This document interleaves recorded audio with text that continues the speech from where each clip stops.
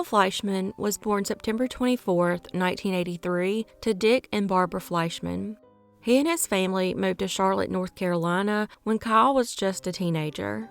He would graduate from Charlotte Catholic High School and then from Elaine College in 2006 with a degree in business administration and was a member of the Kappa Alpha fraternity.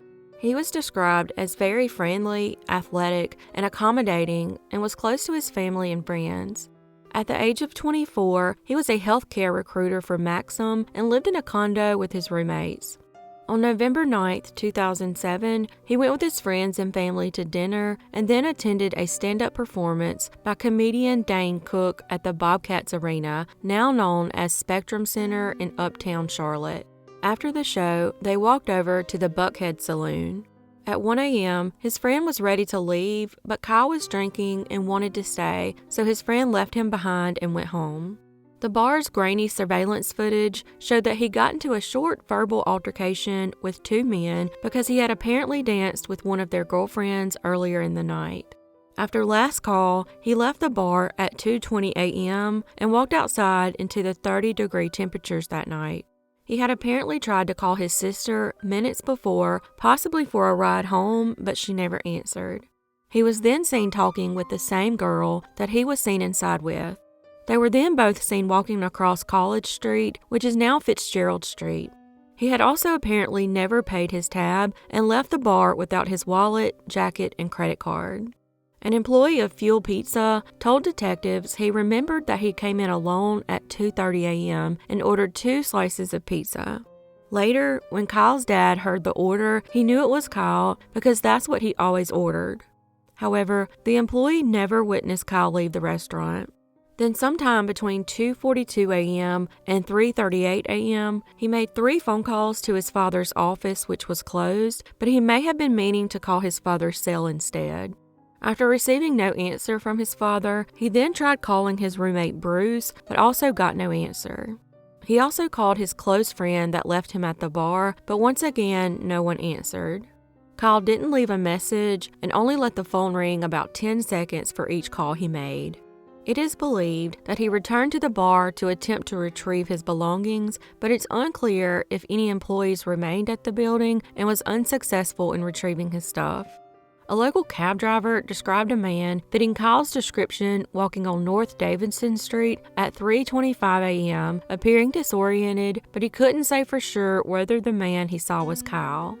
He thought it was odd because it was so cold out and this person wasn't wearing a jacket. Records do show that Kyle was using his phone near the 1100 block of North Davidson Street around that same time. Kyle's cell phone died shortly after 4 a.m. and has never been turned back on. He was reported missing the next evening because he did not come home or show up for work the next day.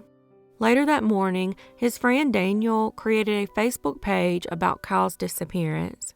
By the afternoon, almost 50,000 people had joined the page and started to share Kyle's photo and information. At the time of his disappearance, his mother was undergoing treatment for breast cancer, and he kept in close touch with her as a result. He wasn't having any personal or financial problems and appeared to be in good spirits the day he went missing. Dogs tracked Kyle's scent to Noda, which is known as a dangerous and violent area. Police called in for 2 cadaver dogs to search. They used 1 dog at a time to get more accurate results and had been given Kyle's scent from the jacket he had been wearing that night at the bar. The dogs took the handlers down to Fuel Pizza and then made a big loop around the restaurant on the sidewalk. This led some to believe he thought someone might have been following him and he wanted to try and lose them. In this area, at the time of his disappearance, a large construction site was actively building new condominiums. A homeless man who was on North Davidson Street began talking to the dog handler and told her that he saw some gang members in the park kill Kyle that night, but he was not sure what happened to the body. The owner of the site refused for the area to be searched under any circumstances. In 2009, a federal judge ordered a search warrant for the construction site on 16th and North Davidson Street. The area was searched, but the judge sealed off the documents to the public. It is unknown if they found anything in their search at that time.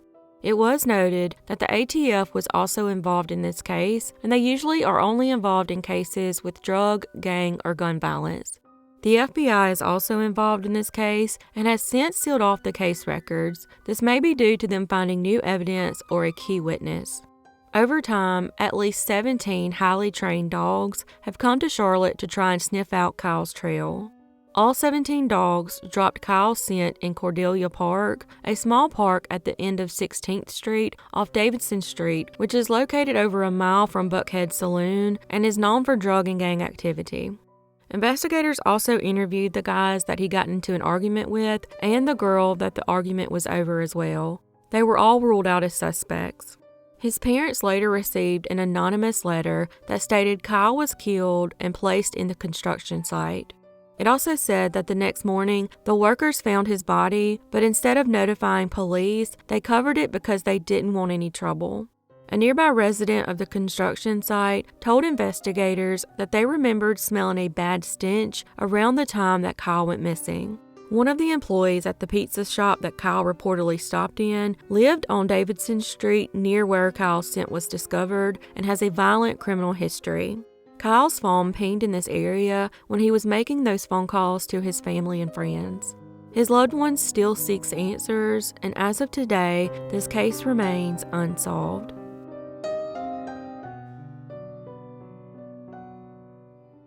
Sherry Elaine Hart was born on February 10, 1959, to Joseph and Betty Lyall, and grew up in the Beaver area in Ashe County, North Carolina. As an adult, her mother described her as an outgoing person who liked to socialize and have fun. She attended Beaver Creek High School and was inspired to become a teacher. Before her senior year in high school, she fell in love with Richard Hart from neighboring Allegheny County, and their relationship took off. The two quickly married at the age of 17 and had a daughter named April. However, the pair would later divorce, and Sherry and her 6-year-old daughter moved in with Sherry's parents in Ashe County. Sherry took Richard to court over back child support, in which he was ordered to pay. He and his girlfriend both threatened her over this. Soon after, Sherry and April stopped at a grocery store, and she left April in the car while she went inside to shop.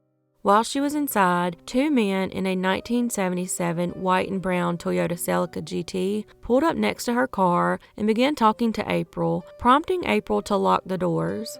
April said that the men were trying to talk her into getting into their car. Turns out, the owner of the car was a close friend of April's father named Jackie Farrington. On January 15, 1984, 24-year-old Sherry was supposed to be meeting a man outside a local Bantam Chef restaurant in West Jefferson for a date, but her date stood her up. Frustrated, she left and came across two men she knew in the parking lot of the Sky City store in West Jefferson. She decided to spend the evening cruising around with Richard Bear, known as Lynn, and his cousin Jeffrey Scott Burgess, known as Jeff. The two men were both 20 years old and both from Ashe County, same as Sherry, and were apparently acquaintances. The two men were in a white 1977 Mustang owned by Bear's brother Bobby, who Sherry had previously dated. When Sherry didn't arrive home that night, her father reported her missing, and a few days later, he found her car in the Sky City parking lot where she had left it to join Burgess and Bear. Rumors began to spread in town that Sherry ran off to Florida with a man, leaving her daughter behind. Meanwhile, her 6-year-old daughter April thought her mother abandoned her and didn't love her. Nearly a year later, a safe in Blevins sub shop was stolen. 2 suspects were arrested, and they told investigators they could find the stolen safe at the bottom of the cliff at the jumping-off place. On December 10, 1984, nearly 1 year after Sherry went missing, her remains were found at that exact location. While police were retrieving the safe that was thrown over the cliff, one of them noticed skeletonized hands coming out of the dirt. Clothing and partial remains were also found. It was suspected that the remains most likely belonged to one of 2 local missing women, Sherry Hart or Angela Hamby. Sherry's mother was called in to identify the victim based on the clothing she was wearing. Her mother was able to positively identify the clothing as belonging to Sherry, along with the tennis shoes the victim was wearing.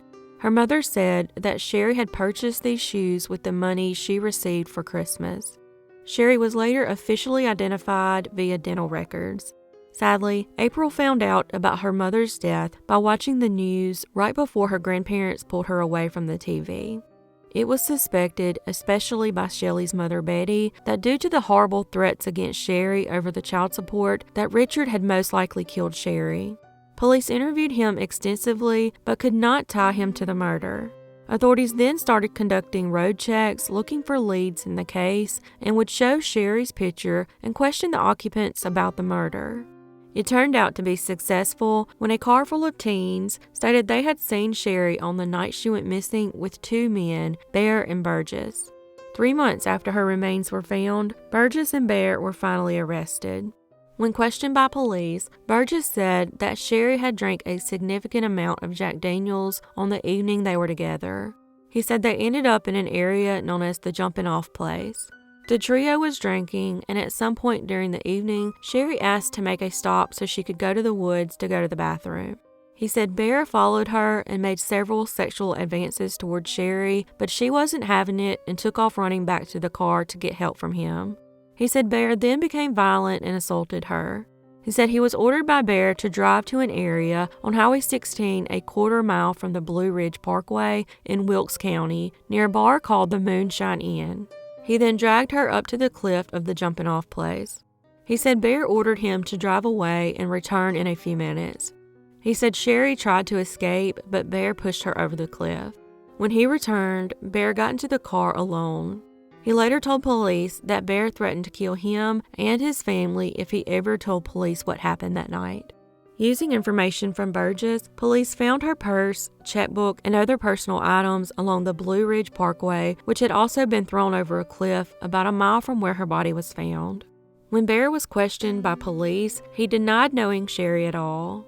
But when police showed him a photo of Sherry, he admitted that she had dated his brother Bobby and said he had forgotten who she was. He asked what Burgess told police and began to get nervous while flipping through a photo album with pictures of Sherry and lawyered up. Burgess was later scheduled to testify against Bear, but before he could be tried, Lynn Bear was discovered missing during a head count in the early morning hours of July 17, 1985. Turns out, the jailer accidentally left his cell door unlocked during visiting hours the night before, and he had managed to walk out of the door. Allegedly, Bear's sister was visiting before 8 p.m. and distracted the jailer. 2 days later, 2 jailers were fired from the Wilkes County Jail. Burgess was released on bail pending Bear's recapture. Bear became wanted by the FBI and was shown on America's Most Wanted and Unsolved Mysteries. Police say he sometimes dresses like a female and was almost caught and arrested in 1993 in Delaware at the home of a relative where he was staying. But several hours before the FBI arrived, he left the area. Police feel that they let Sherry and her family down. They want to find Bear so that they can get justice for her. Bear was born on July 6, 1964, and is between 5'6" and 5'8", weighs between 145 and 175 pounds, has dark brown hair, green eyes, and a tattoo of a panther on his right forearm. At the time of his disappearance, he had a mustache and a beard. In 2002, a judge ordered that fingerprints be taken of a man named Richard Presnell, who was believed to be Bear living under an assumed name. However, before authorities were able to locate him, he had moved without leaving a forwarding address. Presnell was later located and determined not to be Bear. However, it is suspected that Bear may have stolen this person's identity. Burgess never went to trial for Sherry's murder, but served 4 years for violating probation in an unrelated case. He was in and out of jail for several years on drug-related offenses until he passed away in 2012. Unconfirmed reports have stated that Bear returned to North Carolina several times in a disguise while visiting the funerals of relatives. Other reports have stated that he is still living in Ashe County in plain sight. However, he has still never been located, and police believe he may now be deceased. Sadly, in 2011, Sherry's mother Betty passed away without seeing Bear apprehended. April is now married with 3 children of her own and goes by the name April Billings and continues to hope that Bear will one day be found.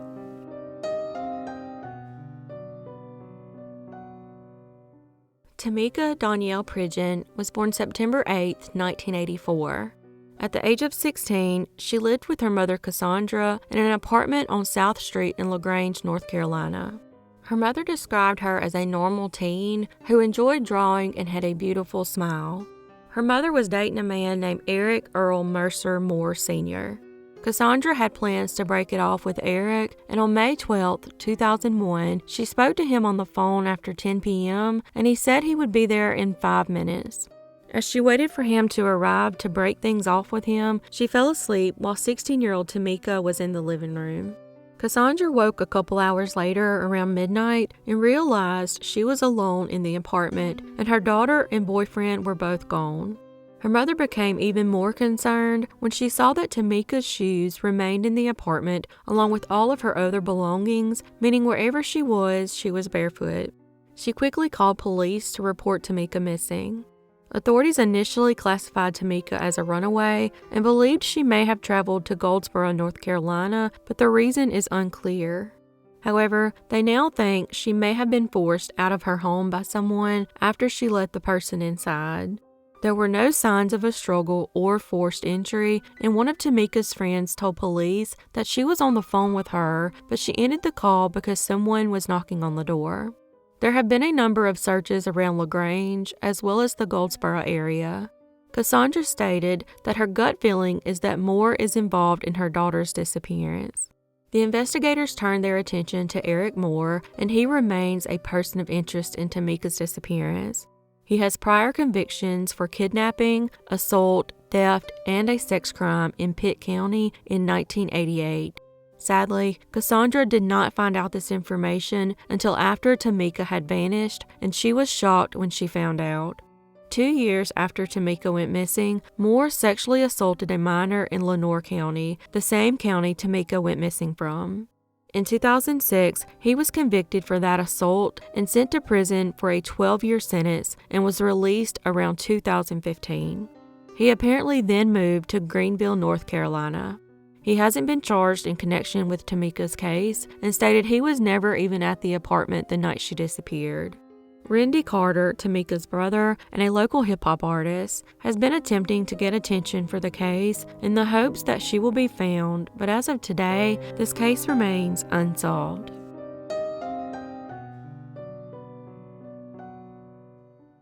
Charles Alvin Porter Jr. was born January 2, 1954, to Charles and Juanita Porter and was known as Chuck.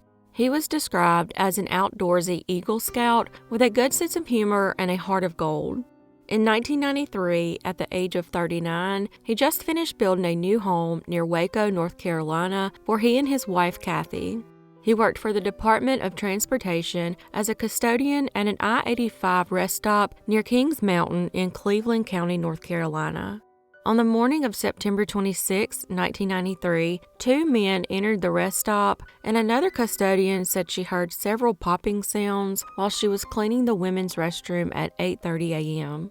When she went to investigate, she found Chuck murdered inside the utility closet. After the murder, investigators released sketches of 2 suspects. Police believe robbery to be the motive in the shooting, but investigators don't know if anything had been taken from Chuck the morning he was shot. The suspects were seen driving a dark silver or blue car, similar to a Volkswagen Jetta or Rabbit.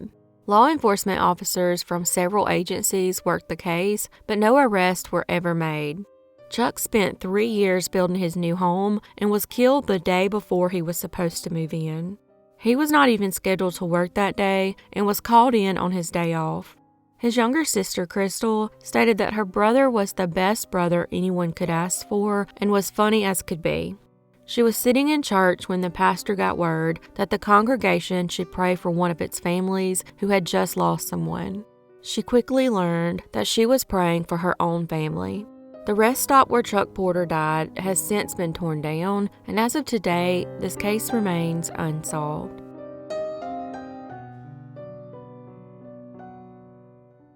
Angela Gray Hamby was born January 21, 1962, to Jerry and Shirley Hamby and went by Angie. She was described as smart and fiercely independent and was an accomplished singer and pianist. She graduated from West Wilkes High School in 1980, where she was cheer captain in her senior year. In 1982, at the age of 20, she worked in data processing at Northwestern Bank on Oakwood Road and lived on Pads Road in Wilkesboro, North Carolina. She was enrolled at Wilkes Community College and hoped to transfer to Appalachian State University. On October 29, 1982, she took the day off and planned to go out of town shopping with her mother. At 9:30 a.m., she left home to make a car payment for herself and a deposit for her mother at the NCNB Bank, which is now the location of the North Wilkesboro Town Hall. Afterwards, she planned to deliver a message to her sister, who was up the street from the bank at Burke's Jewelry where she worked. She was then going to return home to go on the shopping trip with her mother, but that shopping trip would never happen because Angie never made it home.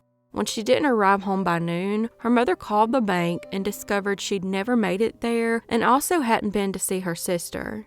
About 12:30 a.m. the next morning, her silver 1980 Mazda RX-7 was found unlocked and abandoned at Glenn's Tasty Freeze in Wilkesboro, which was later renamed Glenn's Restaurant. It was found parked in the back near the dumpsters. It had a full tank of gas, and her pocketbook and driver's license were still inside the car, but her keys were gone, and so was the money she'd been carrying. There were several eyewitness accounts of Angie the morning she went missing. A woman at J.E.'s, a downtown North Wilkesboro clothing store, saw Angie walk in the door about 10 a.m., not long after she left her home. The woman knew Angie as a regular customer. She later told Angie's sister Cheryl that Angie was standing near the front of the store, just flipping through the clothes but not looking at them. She said she was looking out the window the whole time, almost as if someone was following her and she was trying to avoid them, but didn't appear too scared.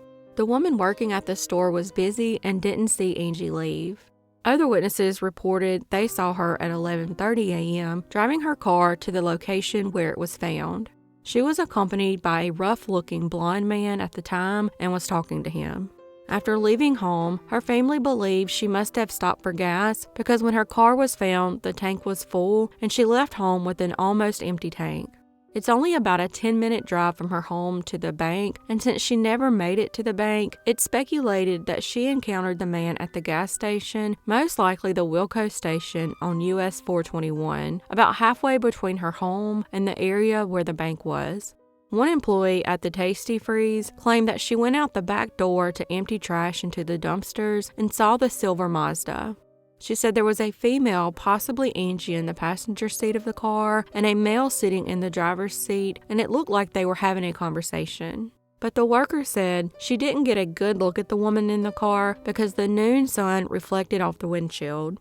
A composite drawing of the man seen in the car was made from the description the woman had given. The drawing depicts a man with shoulder-length hair and a short beard. A woman at a convenience store in the Glendale Springs area told Cheryl and her father she might have seen Angie with two men on the day she disappeared. She told them that the girl that was with the men didn't look like she belonged with them and said she acted timid. The clerk went on to say that the men bought some wine and that the three left together, but she didn't see which direction they went or what kind of vehicle they were in. At one point, the family received a call stating that Angie was in a house in Cherryville and gave an address. The family actually traveled there during a harsh winter storm and learned that the address was fake. Two suspects were later investigated for possible involvement in her case in 1987, but they turned out to have been incarcerated at the time of her disappearance. Angie has never been found, and as of today, this case remains unsolved.